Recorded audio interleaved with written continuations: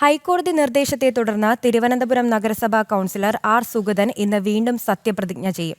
Viyyur central ജയിലിൽ നടക്കുന്ന പ്രത്യേക ചടങ്ങിൽ മേയർ വി രാജേഷ് സത്യവാചകം ചൊല്ലിക്കൊടുക്കും.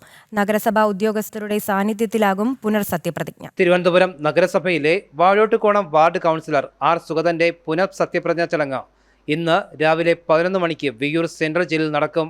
നെടുമങ്ങാട് കോടതിയിൽ നിന്നും വിവിധ കേസുകളിൽ സുഗതന് ജാമ്യം ലഭിച്ചിരുന്നുവെങ്കിലും കാപ്പ കേസിൽ ജയിലിൽ കഴിയുന്നതിനാൽ ഹൈക്കോടതി ജാമ്യം നൽകിയിരുന്നില്ല. എന്നാൽ സുഗതനെ കൗൺസിലറായി സത്യപ്രതിജ്ഞ ചെയ്യുന്നതിനുള്ള സൗകര്യം ഒരുക്കണമെന്ന് ഹൈക്കോടതി സർക്കാരിനോട് നിർദ്ദേശിച്ചിരുന്നു. ഈ സാഹചര്യത്തിലാണ് സുഗതന്റെ സത്യപ്രതിജ്ഞ ചടങ്ങ് വിയ്യൂർ സെൻട്രൽ ജയിലിൽ നടക്കുക. വലിയ രാഷ്ട്രീയ ചർച്ചകൾക്ക് വഴിവെച്ച ഒരു സുപ്രധാന വിധിയാണ് കഴിഞ്ഞ ദിവസം ഹൈക്കോടതിയുടെ ഭാഗത്തു നിന്നുമുണ്ടായത്. ഇതോടെ തിരുവനന്തപുരം നഗരസഭയിലെ ഭരണം അട്ടിമറിക്കാനുള്ള UDFന്റെ നീക്കമാണ് പൊളിഞ്ഞത്. ജനം, തിരുവനന്തപുരം.